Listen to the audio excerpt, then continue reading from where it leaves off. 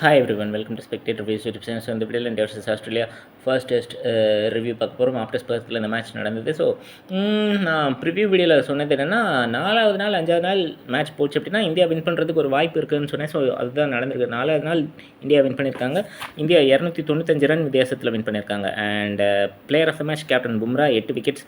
So points table பொறுத்த வரைக்கும் திருப்பியும் இந்தியா முதல் இடத்துக்கு வந்திருக்காங்க. 61.11 வின்னிங் பர்சன்டேஜ். ரெண்டாவது இடத்துல Australia 57.69 winning percentage. So toss win பண்ணோடனே கேப்டன் பும்ரா யோசிக்காமல் பேட்டிங் ஃபர்ஸ்ட் சூஸ் பண்ணார். அண்ட் பிச் பொறுத்த வரைக்கும் டே பை டே பேட்டிங்க்கு பெட்டர் ஆகும் அப்படின்ற மாதிரி சொல்லியிருந்தாங்க. சைனா கண்ட்ரிஸ் பொறுத்த வரைக்கும் பொதுவாக அப்படி தான் இருக்கும். ஸோ இந்தியா பொறுத்த வரைக்கும் முதல் இன்னிங்ஸில் முதல் நாளில் பார்த்திங்கன்னா 2வது செஷன்லேயே 150க்கு ஆல் அவுட் ஆகிட்டாங்க. நிதிஷ்குமார் ரெட்டி அதிகபட்சமாக 41 ஒரு அதிரடி இன்னிங்ஸ் ஆடினார். ரிஷப் பண்ட் ஒரு 37 அதிரடி ஆட ட்ரை பண்ணார். அண்ட் கேஎல் ராகுல் ஒரு அன்ஃபார்ச்சுனேட் டிஸ்மிசல் ஓப்பனராக இறங்கி ஒரு சர்ச்சைக்குரிய விதத்தில் அவுட் ஆனார். 26 ரன் கிட்டத்தட்ட அவரும் 70 பால் ஃபேஸ் பண்ணார். So then Hazlewood 4 wicket, Cummins and Stark 2 wicket and Marsh also 2 wicket எடுத்திருந்தாங்க.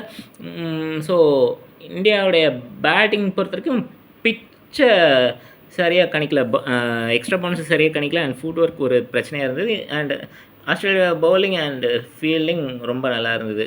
குறிப்பாக ஸ்லிப் அண்ட் கீப்பர் உடைய கீப்பிங் அண்ட் ஸ்லிப் ஃபீல்டிங் ரொம்ப நல்லா இருந்தது.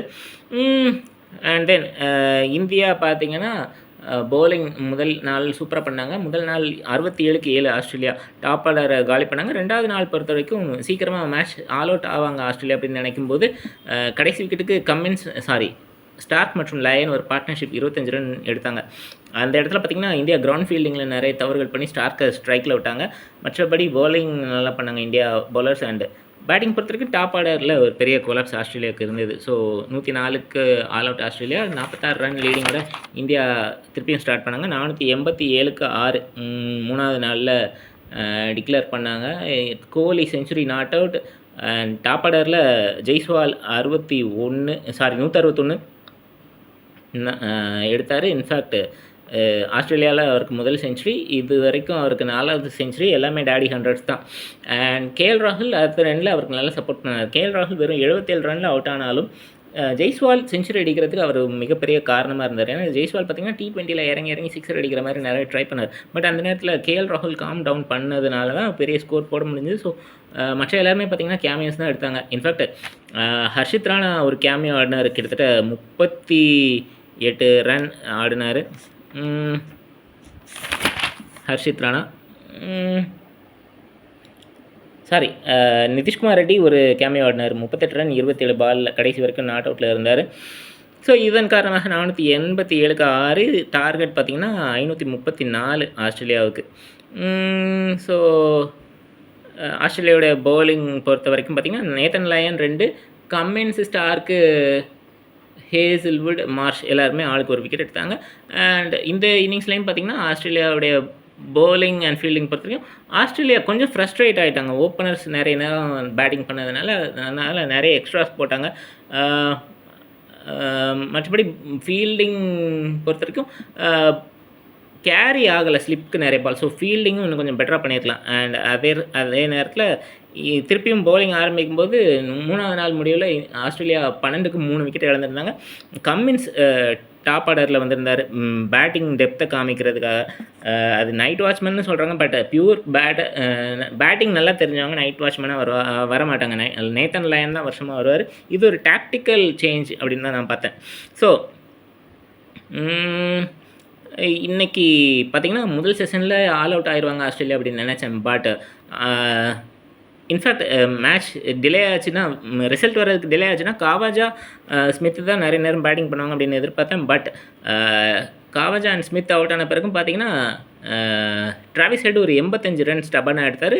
அலெக்ஸ் கேரி, ஸ்டார்க், இவங்க எல்லாம், மிச்சல் மார்ஷ் இவங்கெல்லாம் பார்த்திங்கன்னா முடிஞ்ச அளவுக்கு தோல்வியை தள்ளி போட ட்ரை பண்ணாங்க. பட் இருந்தாலும் ஆல் அவுட் ஆனாங்க. 238க்கு ஆல் அவுட் ஆஸ்திரேலியா. 295 ரன் வித்தியாசத்தில் வின். ஸோ 2வது இன்னிங்ஸ் பொறுத்த வரைக்கும் ஆஸ்திரேலியாவுக்கு 85 ரன் டிராவிஸ் ஹெட் எடுத்தார்.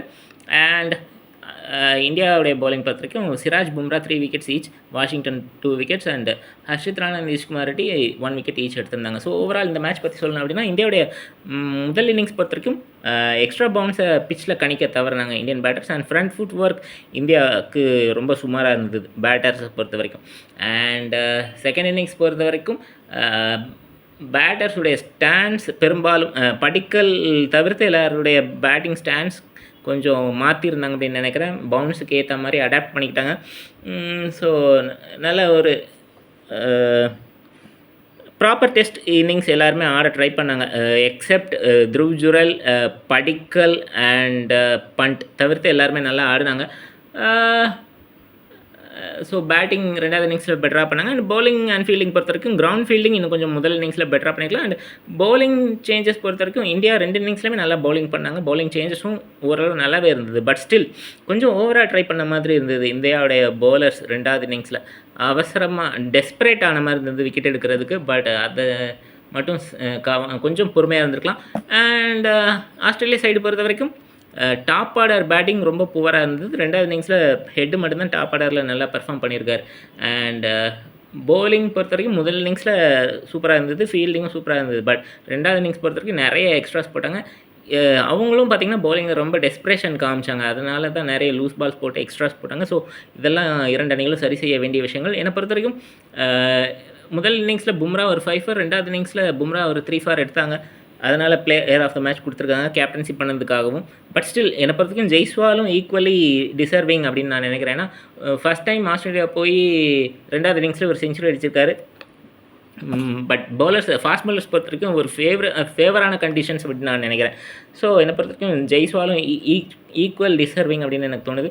ஸோ பேச வேண்டியதெல்லாம் பேசிட்டேன் அப்படின்னு நினைக்கிறேன். உங்களுடைய அடுத்த டெஸ்ட் பார்த்திங்கன்னா அடிலைட்டில் December 6 pink ball test. So உங்களுடைய கருத்துக்கள் ப்ரெடிக்ஷன்ஸ் இந்த டெஸ்ட் மேட்ச் பற்றி நெக்ஸ்ட் இந்த சீரிஸ் பற்றி கமெண்ட் செக்ஷனில் பதிவு செய்யுங்க. அண்ட் உங்களுக்கு இந்த வீடியோ பிடிச்சிருந்தா லைக் பண்ணுங்கள், ஷேர் பண்ணுங்கள், கமெண்ட் பண்ணுங்கள், சப்ஸ்கிரைப் பண்ணுங்கள். இது வரைக்கும் சப்ஸ்கிரைப் பண்ணாதவங்க சப்ஸ்கிரைப் பண்ணிவிட்டு பக்கத்தில் இருக்கிற பெல் ஐக்கானை கிளிக் பண்ணுங்கள். நாங்கள் வீடியோஸ் போடும்போது நோட்டிஃபிகேஷன்ஸ் வரும். அண்ட் இன்னும் 3 மேட்ச் இந்தியா வின் பண்ணாங்க அப்படின்னா WTC ஃபைனல். ஸோ பார்க்கலாம். தேங்க்யூ ஸோ மச் ஃபார் வாட்சிங்.